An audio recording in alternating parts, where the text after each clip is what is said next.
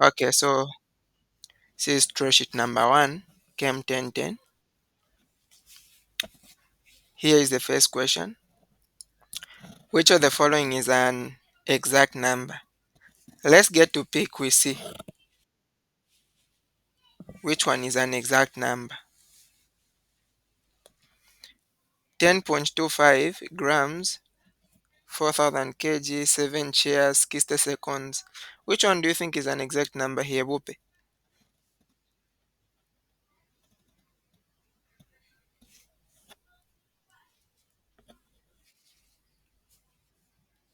Mm-hmm.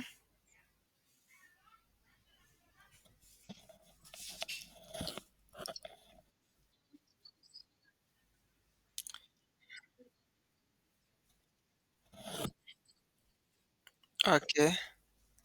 An exact number is a number that is not that doesn't have a decimal. It's exact. Yeah. So you get exact numbers when you are counting. So for example, 7 chairs, that is exact. Okay. You know that it is really 7 chairs. You can also see 60 seconds. This one can also be an exact number because you really know the number, like you really know. See 60 seconds. Anything that has a decimal, that won't be. Number two, when numbers are added, the limiting term is the one with the dash number of dash. Now addition, say you are adding two numbers, say you are adding 1.2 and then you're adding 3.01. When you add these two numbers, you are going to get 4.21. The final answer that you are going to get will be, you look at these two numbers that we are adding, the one with the least number of decimal places. So this one has got only one decimal place. So the final answer should only have one decimal place, 4.2. So you look at least number of decimal places, smallest number of decimal places. So that is going to be B. But when you're talking about multiplication, when you multiply two numbers, the final answer, you get the one with the smallest number of significant figures. Give the question 3, give the number of significant figures in each measurement. 36.7. How many significant figures are in this number? Yes, three significant figures. How about this is 0.0066606? How many significant figures are in this number? Four significant figures, right? Because the numbers that are in front, the zeros in front, are not significant. Number 4, iron is the main component of steel, and thus the most important metal in industrial society. It is also essential in the body. How many iron atoms are in 95.8 grams of iron? How do you think we can find this one? Any idea? Any idea of how we can calculate? Yes?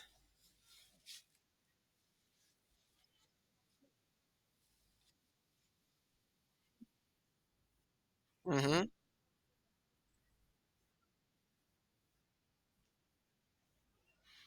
Two atoms? So how do you do that conversion?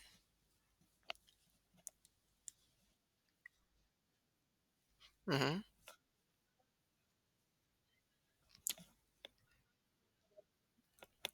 Uh-huh.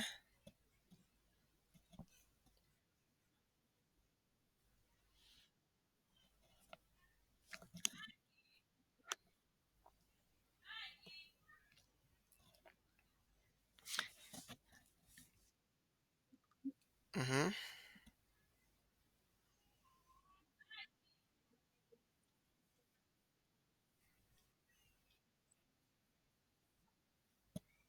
Okay. And then you multiply over.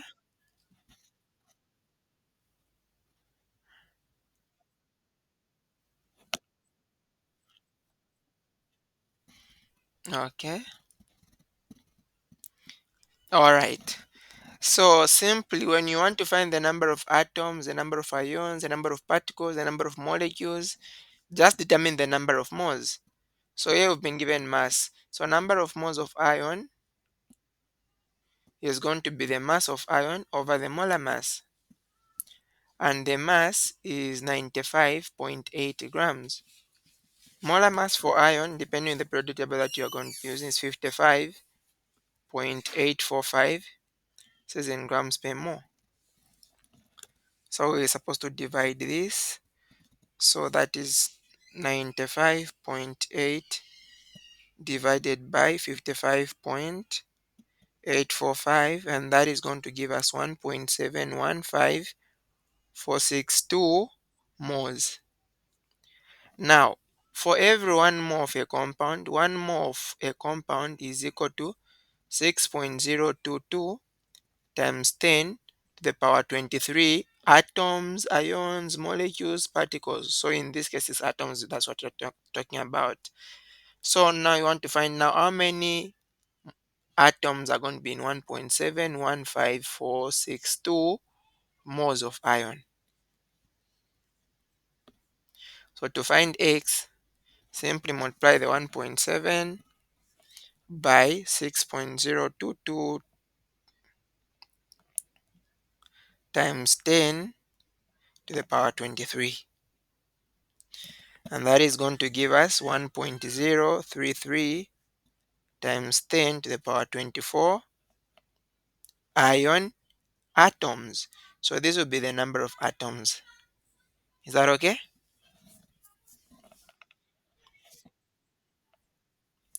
Number 5.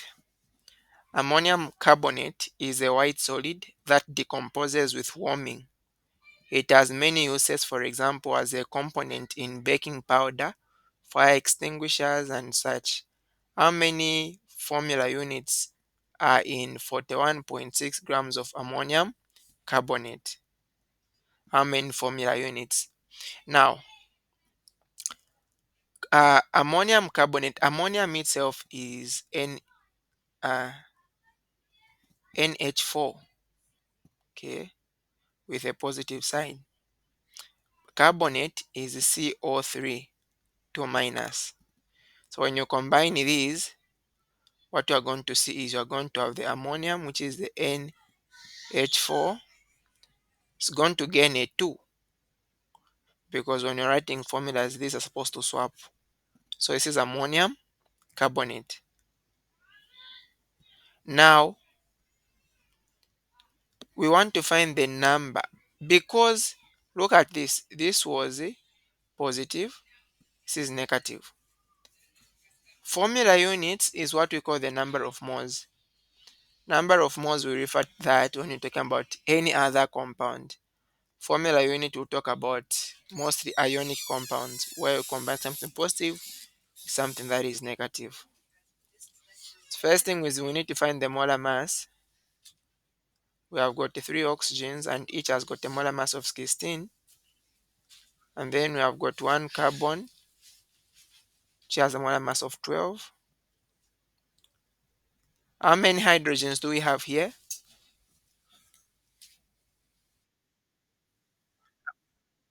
There are 8. Good. So that is going to be 8 multiplied by the molar mass for hydrogen is 1. And then how many nitrogens do we have? 2. And we are going to multiply that by 14, which is the molar mass. So let's get to sum this. Is there anyone who is having a calculator? You can get to punch that.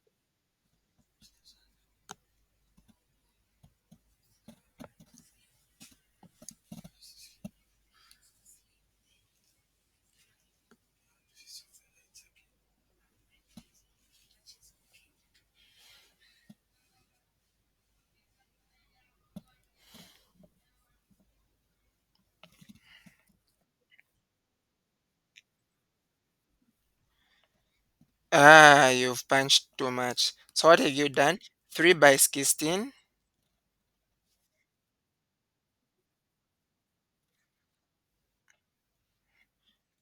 3 by 16, 48, plus 12, plus 8, and then plus 28.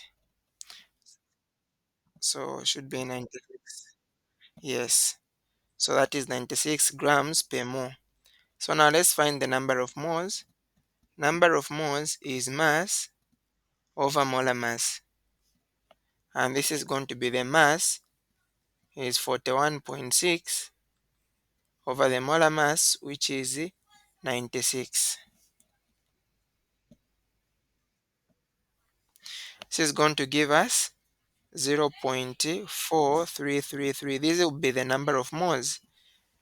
Now, formula unit, we have got something which is called gram formula uh, mass, but this is just formula unit. Is different from gram formula mass, which is when you're talking about, okay, what did I want to, molecular mass and formula mass. That's what I wanted to talk about. The formula mass and the molecular mass. This is not. I was earlier I talked about the formula mass instead of formula unit. So the formula unit is basically the same amount of particles or amount of ions or amount of of molecules, right? So you basically get the number of moles and multiply by Avogadro's number just by saying 1 mole of a compound is equal to 6.022 times 10 to the power 23 formula units. How about 0.433 moles of a compound? How many formula units are going to be there? So the answer that we have here, simply multiply it by 6.022 by 10 to the power 23. And that is going to give us x being equal to 2.6095 times 10. Oh, sorry, I've left out something.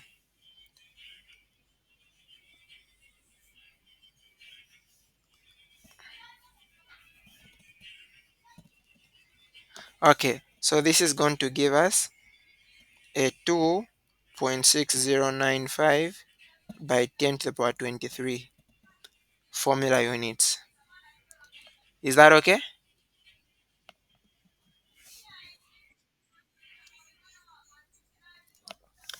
In mammals, lactose, which is milk sugar, is metabolized to glucose, C6H12O6, the key nutrient for generating chemical potential energy. What is the percentage of each element in glucose? So you've seen that when we are discussing, we basically answered, we never saw this draw sheet, but during our classes, we almost answered all these questions already. So if you did attend, then you can fill in one of these. So we want to find out the mass percentage of each element in glucose. So this is C6, H12, O6. You need to find the molar mass of this compound. You have got 6 oxygens and each is 12. 12 hydrogens, each is 1, the molar mass. 6 carbons and each is 12. So let's multiply 6 by 12. Oh yeah, this is 16. Yes, thank you. This is 16 molar mass. The 12 is supposed to be for carbon. 96. And then this one is going to be a 12. And then this one is going to be a 72. And then we add up these.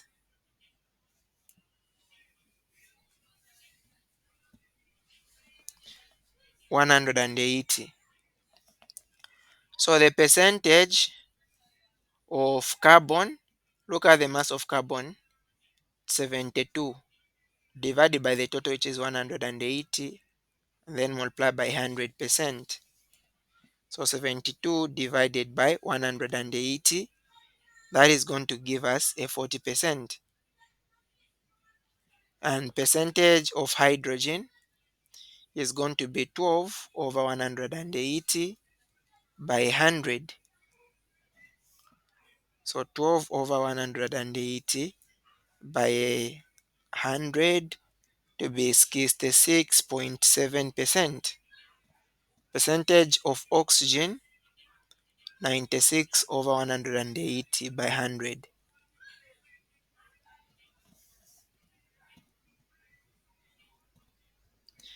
And that is going to give us 53.3%. So these are the percentages by mass of each element. Any question?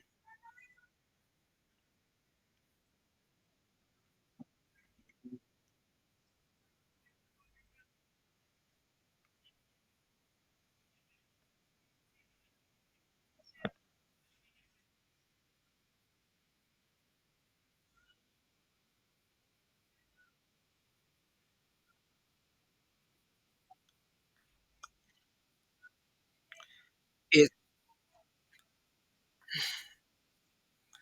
yes, you can as well do that to give you the same answer.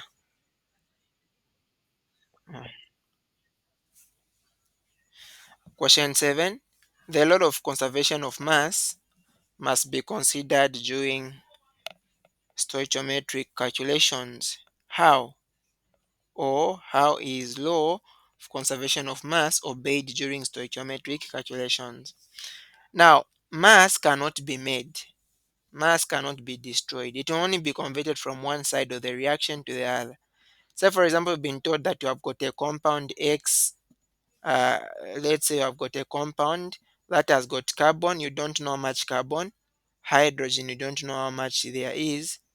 Okay, and then when you get to burn it in oxygen, they tell you that you produce carbon dioxide and water. What you need to understand is that all the carbon which was here is what you can see this side. All the hydrogen that you saw here is that you can see this side. And this oxygen that you can see is going to be a sum of these two, is going to be the same as the sum of these two. So mass cannot be made nor destroyed. It will only be converted from one side of the reactant to the other. So how is it going to be obeyed during stoichiometric calculations? All masses are going to be the same for each element on one side of the reaction to the other side of the reaction. And this is very important when it comes to combustion analysis. Okay, if you have got access to our classes, you are going to be able to see that we talked about combustion analysis, and the recorded classes are there, and it's actually one of the most important topics you need to know, which they can bring in test one. Even in the exam they mostly come, and they carry a lot of marks. Question 8. Silver, which has got a mass number of 47.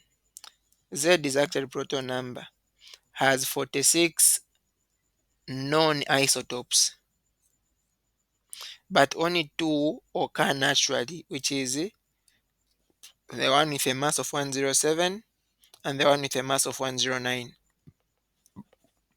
Given the data down here, calculate the atomic mass. Now, Wope, are you able to fill this question? You can't, isn't it? Hmm. Because the way we talked about this one, even if you want to fail. So, relative atomic mass is mass 1 multiplied by atomic abundance 1 plus mass 2 multiplied by abundance 2. So the first mass, that is 106.90509 multiplied by the abundance 1. Now the abundance has been given as a percentage, but you want to use decimals. So that 51.84 divided by 100. So that is going to be 0.5184. And then get the second mass, which is 108.90476. Multiply also by the abundance, and the abundance there, also convert it as a decimal. Just divide the 48.16 by 100. That will be 0.4816. So let's get to punch this. If you have got a calculator, you can as well get to punch so that You confirm my answer. 106.90509 multiplied by 0.5184 plus this is 108.90476 multiplied by 0.4816. This is going to give us 107.450.14976. Because you can see these values like the masses are in 4 decimal places, just leave your answer also to 4 decimal places. 107.450 because we are going to remove a 1 from here, and this one is going to be in atomic mass units because that is the unit for mass that they've given us. Is this okay?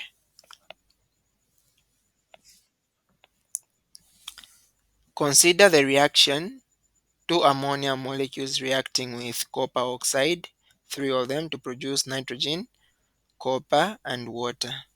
Here 18.1 grams of ammonia is reacting with 90.4 grams of copper oxide. Predict the limiting reagent and mass of nitrogen formed.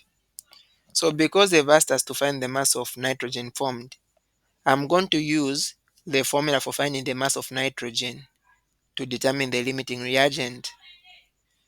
So we need to find the molar masses of ammonia. Nitrogen here is 3, mass is 1. For molar mass for hydrogen is 1. We only have 1 nitrogen, the mass is 14. This is going to give us a 15. Please, you need to make sure that you use the molar mass of the periodic table, because in every test or exam they'll give you a periodic table. So the molar mass that you use is the one which is on the periodic table they've given you. And then copper oxide, oxygen is S16, and then the molar mass for copper,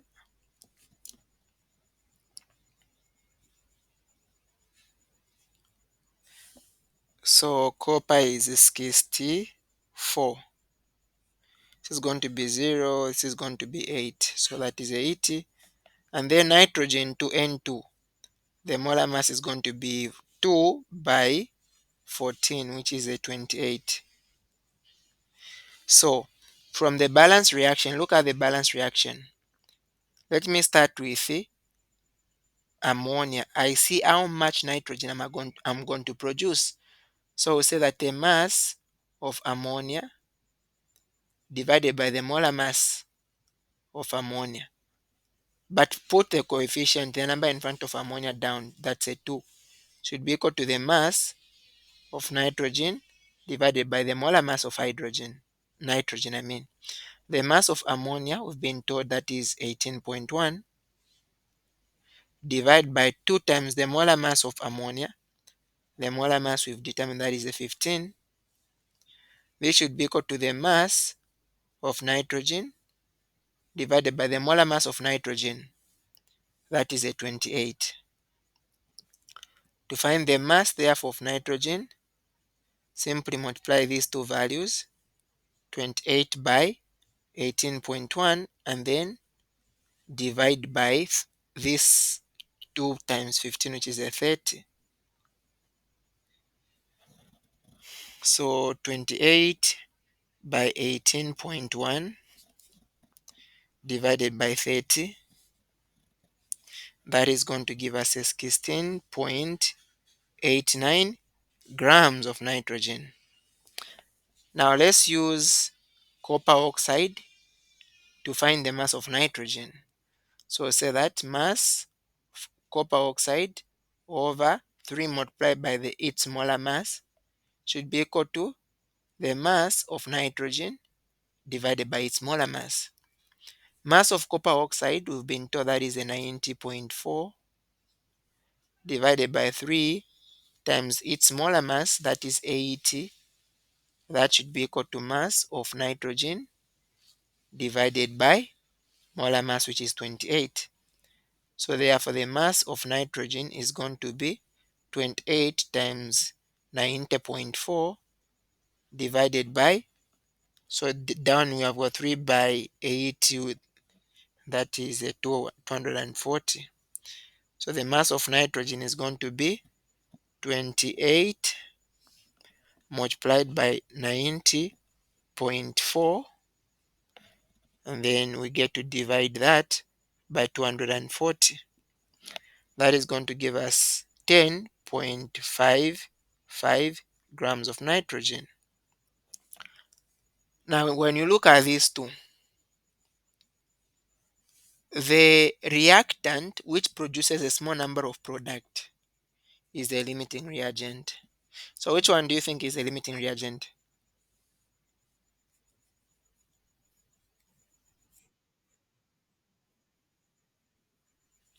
Okay, so it is copper oxide because it has produced a small product, and this will actually be the mass and predict the mass of nitrogen formed. So this is going to be the mass of nitrogen formed. So that is how you're able to predict. Please, when they ask you to find the limiting reagent, it's always important for you to mention a statement at the end. You are going to say, since the mass, since the amount of product being produced by copper is more than the amount of product being produced by ammonia, then copper oxide is the limiting reagent. Let's look at this one. Four medical students were asked to conduct an analysis for glucose in a patient's blood and obtain the following results. Which student is most accurate, most precise? Which student had the best combination of accuracy and precision? Now let's first define what is accuracy and what is precision.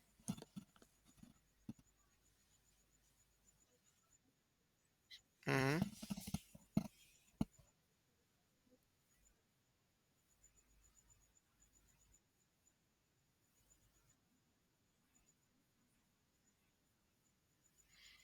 Okay,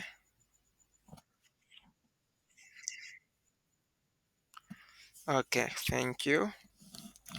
So accuracy, just to make that clear, is how close a recorded value is to the true value. Okay, so we've been told that if the true value is 59.8, so which one is going to be the most accurate? So let's look at student A, found 59.6, skilled 59.9. Is this one accurate or precise? 59.6, skilled 0.0, 59.9. What can you say about this one?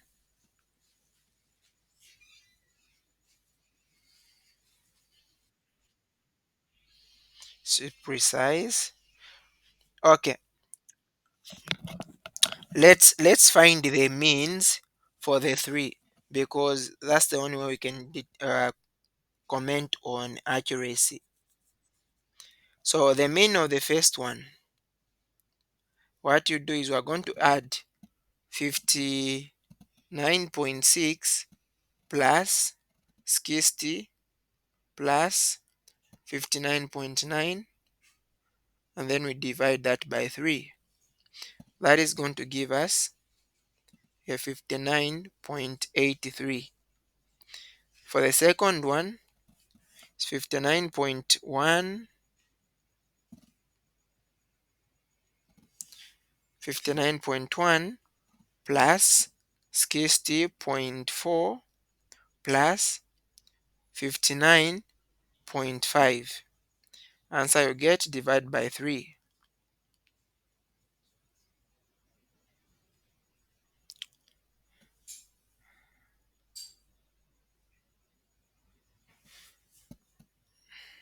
So that is going to give us a 59.67. And then the last one, 59.7 plus 60 plus 59.9, divide that by 3. That is going to give us 41.5. 0.86. No, I should have added something wrong here. It can't be 41.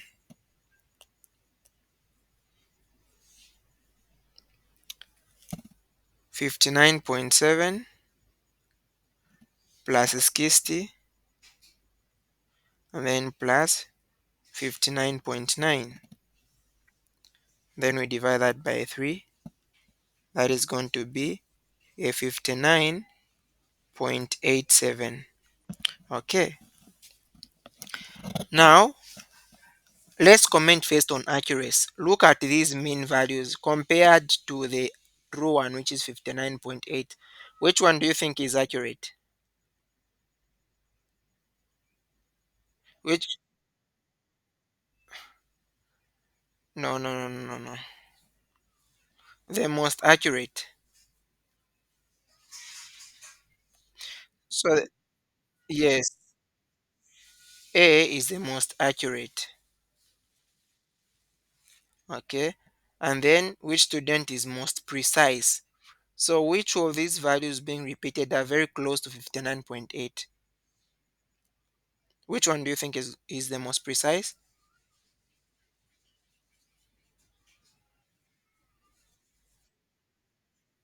Yes. So D is the most. Oh, there are actually three values. I didn't. There's something that I've not even punched. I thought there. For D, I've punched between B and C. There's something that I didn't find the mean. Okay, so this one is the most precise. Now I want to find the one who has got the best combination of precision and accuracy. Which one didn't I punch? Should be C. 59.5 plus 60.1 plus 59.3, then divide by 3. Okay, so this C is giving us 41.63. So which one do you think is going to have the best combination of accuracy and precision?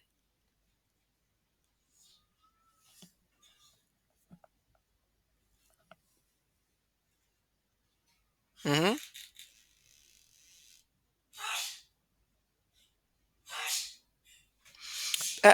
People, we are quiet, or we don't know what the question is meaning.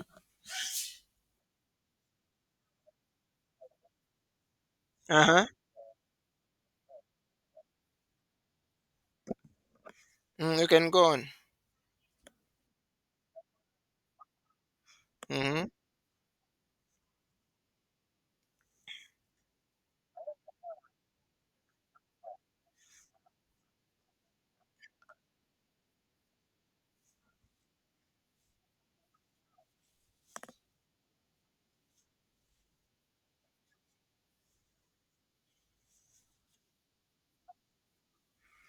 Why?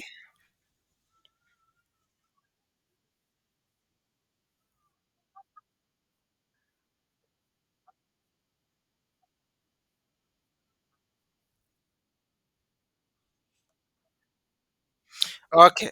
Okay. So when you want to, w- okay, we can switch off our mics. All right. If you want to determine really which one is going to be which, this one, since it's the most precise, look at accuracy. Okay, it is the most precise, but look at accuracy. How accurate is it going to be? Accuracy is not bad. Look at the difference. Try to find the difference between the true value and this one. If you subtract 59.8 and 59.87, the difference is 0.7. So if you are finding the percentage error is going to be 0.7 out of the true value, which is 59.8, and then multiply by 100. But look at the one which is on top, which is student A. Of course, it's accurate, so meaning that there's no worry about the accuracy. But let's look at the precision. Okay, let me first find the percentage error in this one, 0.7 over 59.8, and then you multiply by 100. So zero point 0.7 over 59.8 by 100. The percentage error here is 1.1%. That is the error. And then if you look at now the one which is on top, accuracy is okay. So if we want to find error, then you have to do with precision. 59.6, if you remove from 59.8, that would be like a 0.2.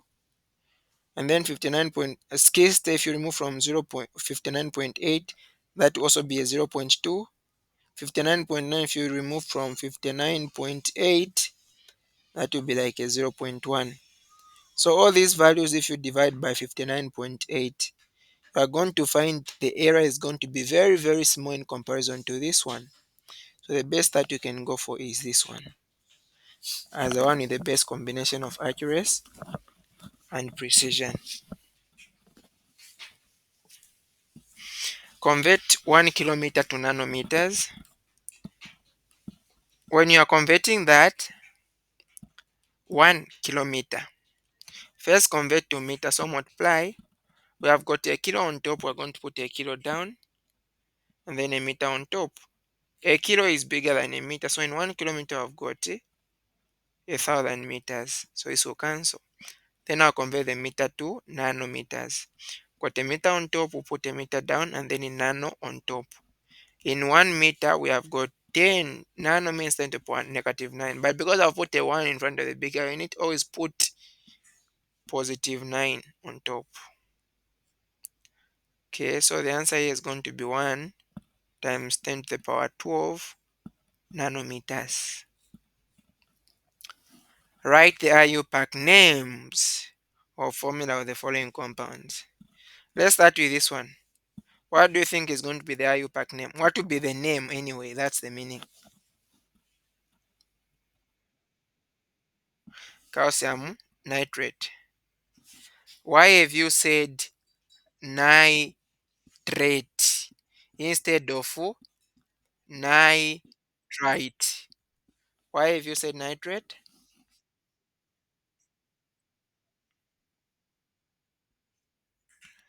Okay, the question, I didn't say you are wrong.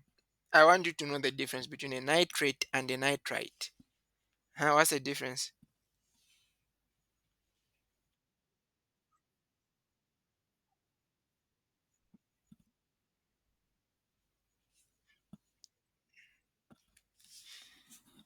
A nitrate has a 3, a nitrite has a 4. There is actually also a nitride. So this is the same that you also need to know for sulfite, sulfide, sulfate. Okay. So nitride is mostly those which end in D. It's just that same letter. For example, if sulfide is just sulfur, S only.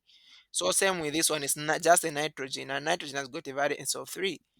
Nitrate, this one with A is going to be having a 3 down. Okay. So because you have added 3 oxygens, where the valence is going to become a negative 1. Nitrite, this one is going to have a 2, and the valence is going to be also a negative 1. But it's going to be different from that will be the same like with a sulfate. It's just that for those, you start from, for sulfate is going to have SO4, and then you'll be reducing like that. Same with phosphates, phosphide, right?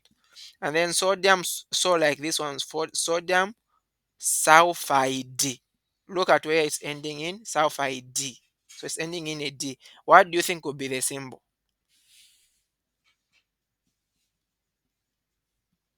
I've already mentioned if something is ending in a D.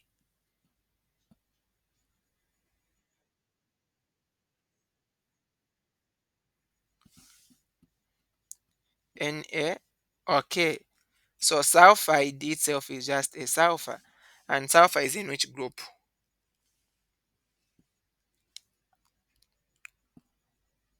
Sulfur is in which group? Ah, you guys, you don't even know the group.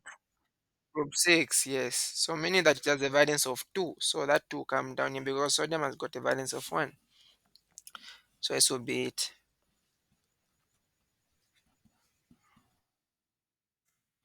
Determine the empirical formula for the compound with the following percentage composition.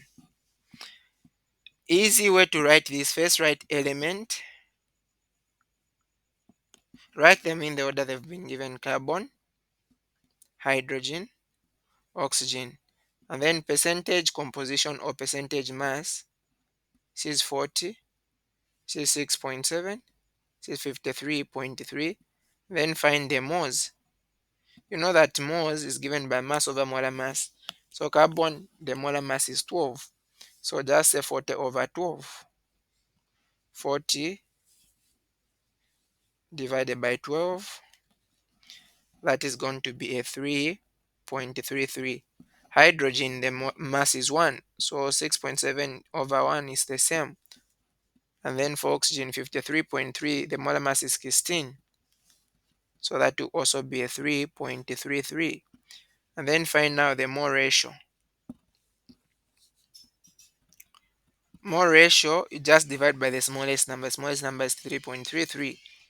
So this will be 1, this will be 2, this is 1. And then empirical formula is going to be C H with a 2 and then O. You don't put ones there. Good.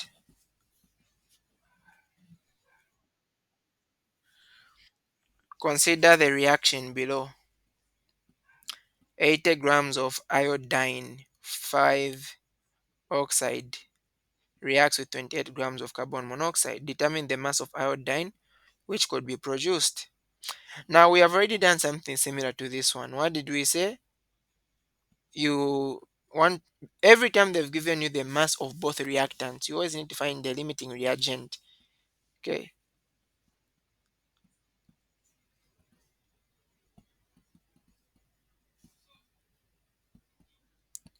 We have got 16 as a molar mass, and then we have got two iodides. What's the molar mass of iodide? Let me check on the periodic table.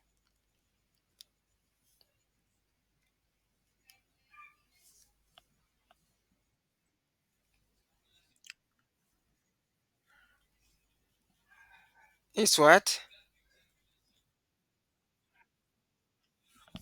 Okay, so I'm going to use 127 for simplicity, for the childish periodic table that I'm using. And then for carbon monoxide, C is 16, C is 12. Because all these I'm using rounded off values because oxygen is supposed to be 15.9994. And then carbon dioxide.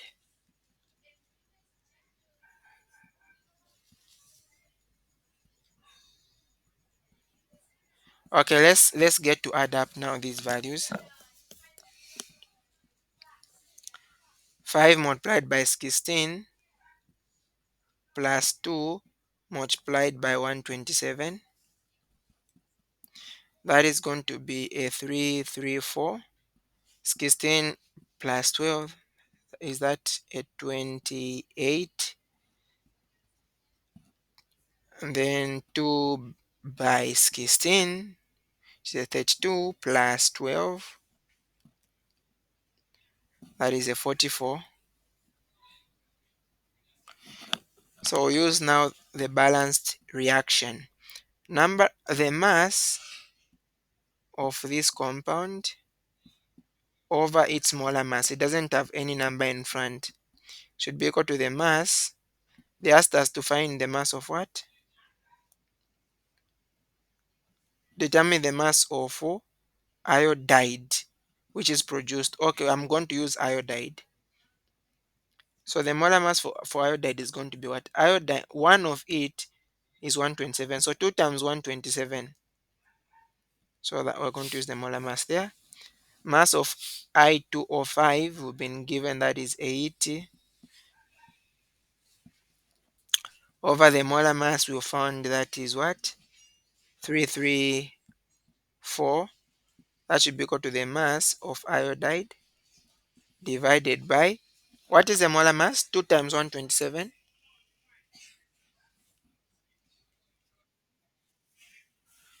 to 54.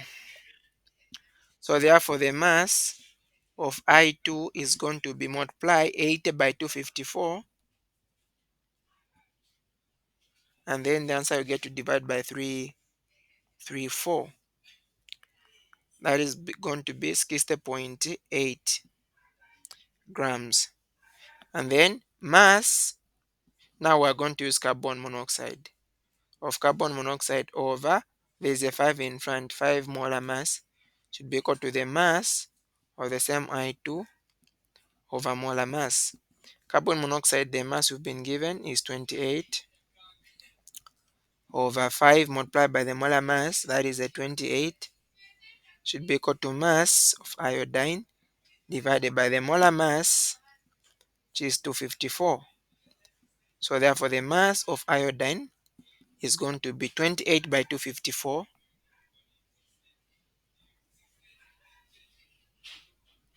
The answer that we get, we are going to be able to divide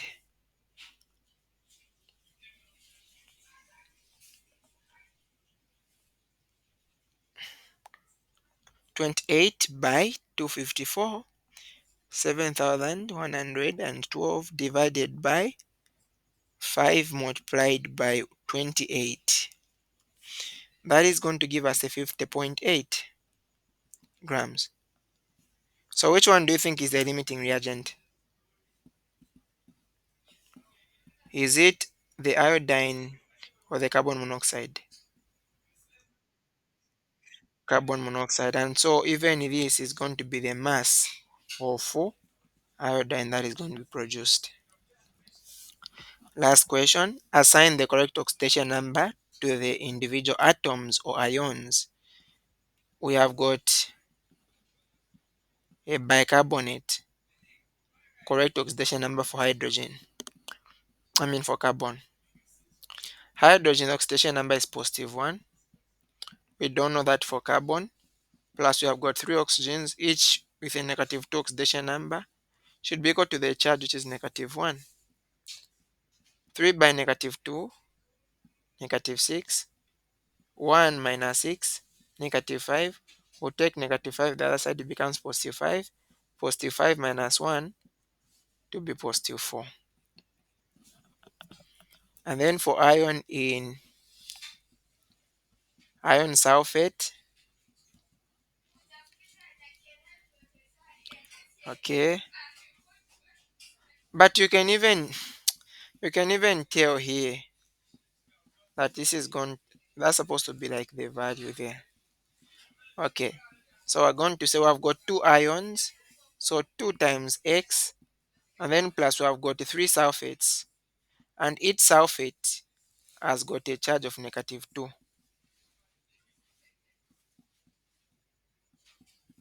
This should be equal to 0.